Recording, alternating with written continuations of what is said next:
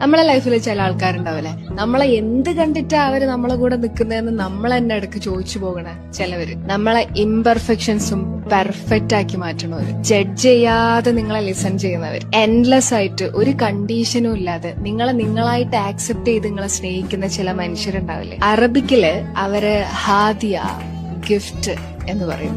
Love എന്ന് പറഞ്ഞ വേർഡിനെ തന്നെ അത്ഭുതമാക്കും വിധം ചിലരുണ്ടാവും.